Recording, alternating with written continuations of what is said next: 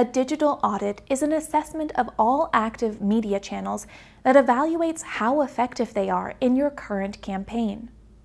Audits are useful to conduct in advance of the planning stage of your strategy.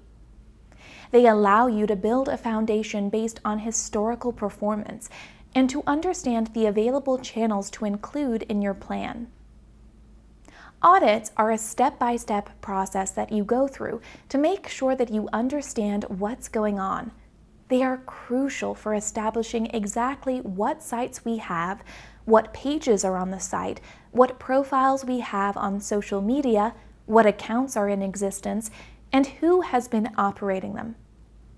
It is often the case that social has taken precedence when it was popular, and now it's being operated from outside of the marketing function, thereby possibly running the risk of not being viewed as part of the overall campaign strategy. Or perhaps it's being operated by another team, and therefore it is helpful to understand the politics of it and how it's being utilized. By going through this checklist, you're going to create a clear outline of everything that's pre-existing, and a key outcome of the audit should be a full awareness of digital within your organization. It is important to know that this can be used to overcome internal politics. If one channel is being managed by another team, and if you show them the depth of understanding that you're trying to establish for digital for the whole business, they will see you don't necessarily need to take control away from them. You might actually be able to increase your control. The following checklist is not a comprehensive approach, but it is a good example of how you might structure your audit. 1. Site audit. Addressing your existing website or current performance. This requires an analysis of the site analytics on a basic level. 2. Social and channel audit. Identifying existing social media and other channels that are being used. Identifying their function and performance. 3. Access and login details. Ensuring you have all usernames and passwords for all channels and analytics. 4. Administrators. Noting who the admins of your various channels are and how email updates are received. 5. Existing resources. Noting who is currently working on your owned channels and how many hours are being dedicated to daily operations. 6. Chain of command. Understanding who is working on digital activity, what remit each individual has, and most importantly, who is in command and responsible for decision making. 7. History. Checking what history has been stored on activity management, previous campaign activity, and what has previously been implemented. Let's dig a little deeper into each item on the checklist. First up, we have site audit. You need to address your existing website and its current performance. This requires an analysis of your site analytics, but at a more basic level. So, whether you're using Google Analytics or another provider, you'll be looking at how many visits you get per month and how often they're coming, what times they're coming at, just to start to build a better picture. The second is the social audit. This is identifying all the existing social media channels and their function and their performance. Next is access and login details, which may sound strange, but it is a source of incredible frustration for a lot of marketing teams. When someone has set up a Twitter account, the email address that's linked to it is their personal email address, and they've created the password, but subsequently they've left the organization and you don't have access to those channels anymore.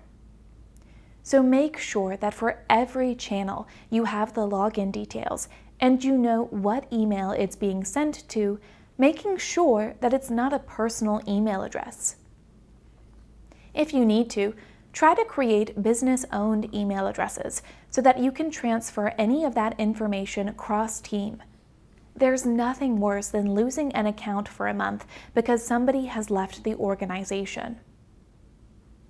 Our next item is administrators. For some account systems, including Facebook and Google Analytics, they run off an administration system instead of login details. Basically, you can identify people as administrators. Again, it's important to do this because an audit will often reveal that 10 people are still the administrators of the Facebook page and they no longer work at the company. This is also a security concern here, as you don't want ex-employees having access to your social accounts. Next, we have existing resources. You should take note of who's currently working on your own channels and how many hours are being dedicated to certain daily operations. For example, who works on a website? Who adds pages? How often do they add pages? With your social channels, who's responding to the queries? How long are they spending on a daily basis? Because what you'll find is that you need to efficiently use everyone's time. You might learn that there's a resource dedicated to social that's only being half used, and that could be used for your website. Or you might discover someone who's working on the website could actually be used more efficiently to create additional content for your social channels. The next factor is chain of command. For some people, this will be relevant, for others it won't. Depends on how senior or junior you are in your organization, or whether you're the owner.